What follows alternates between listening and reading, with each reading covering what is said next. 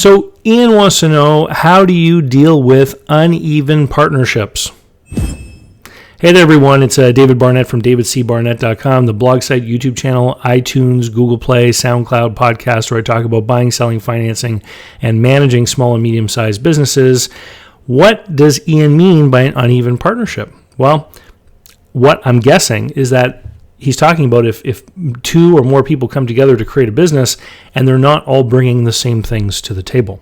So let's imagine, for example, a very simple business where some people are going to come together, partners or shareholders, depending on how they're going to structure the business, and some of them are bringing money, and one of them is an experienced construction manager, project manager for building houses. And let's say the plan is to buy a piece of land, build a house, and sell it, and then wind it all up. Okay, so how would these people structure their partnership or their shareholdings of a corporation, given that only two of them are bringing money to the table and one of them is contributing something else, let's say his labor? Okay, basically, here's what you have to do. You have to draw out an org chart and you have to figure out what hats everyone is wearing at what level. Okay, and you have to quantify the value of what everyone's bringing to the table. So let me give you an example. Let's say that you decide it's going to be a corporation, you're going to have shares. So one person's putting in cash, $25,000, and what you can say is that person's going to get 25,000 shares. And then another person, maybe, who owns a truck and trailer, says that he's willing to donate the truck and trailer to help offset some of the costs of building the house. And let's say that you guys figure out that if you were to rent such a vehicle, that you would end up paying $1,000 over the course of the construction of the house. So much smaller than the first contribution of cash, but what we do is we quantify it. We say, okay, you're going to let us use your truck and trailer, so we're going to give you 1,000 shares because the truck and trailer, we believe, is worth $1,000. And then you look at the person who's contributing labor. If that person is going to work without a paycheck, if they're just going to donate their time and effort to build that house, and they would normally earn, say, $10,000 if they were hired by someone else, then we can give them 10,000 shares. And now we've used the share structure of the business to give everyone a fraction of the business based on what they're contributing.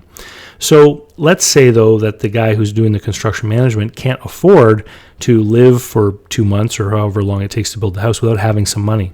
So let's say he needs to draw a salary. Well, that's easy. If he's contributing, if he's doing $10,000 worth of work, but he's only going to draw, say, $5,000 worth of pay, then we can give him 5,000 shares. So he's getting compensated for what he's putting into the business based on, either taking money out of the business as wages or over contributing labor for the wages that he's taking out. So we compensate that over contribution with some of the shares. So it requires a great deal of discipline because the different people have to know what hat they're wearing at any given time. So the three investors, the person who put in the cash, the person who donated the truck, and the person who is contributing the project management labor, they're all at the director's table or the shareholders or ownership table, right? But day to day on the site, it's the construction manager who is running things. He's the manager of this business, and he's the one with the authority to direct people and to make decisions and tell the roofer to do this or that or what have you, okay? Once they have sold the house, now they agreed in advance that this is all the business was going to do, build a house and sell it, they have to pay all of their expenses, including any outstanding payroll that they owe to the construction manager for his work on site. And then if they have a profit left over, they divide up that profit based on the shares that were issued. So if the person who contributed the cash has 80% of the shares, let's say, then he's going to get 80% of that final profit after tax and all that. Now, this was a very simple illustration, but if you had an ongoing business like a store, for example, that was kept going year after year, what you would have to do is initially when you started things off is you'd have to quantify what people were putting into the business, and then you would have to divide up the dividends every year as the business made a profit. And here's where things can get tricky, and it's why you have to really be mature and sophisticated, amongst the partners about understanding this whole scenario. Because let's say the business is a new business and it's not making money right away, and the person whose job it is to manage the business maybe they left a job that pays 40 grand where they were a retail store manager, and the business can't afford to pay them that full amount. Maybe it can only afford to pay them 20 grand. The partners are going to have to make a decision. Are we going to have the extra 20 grand that we owe this guy as a payable, meaning are we going to pay it to him in the future when the business has more money, or are we going to compensate him for that labor in the first year, that extra 20,000 of labor, by giving him more shares?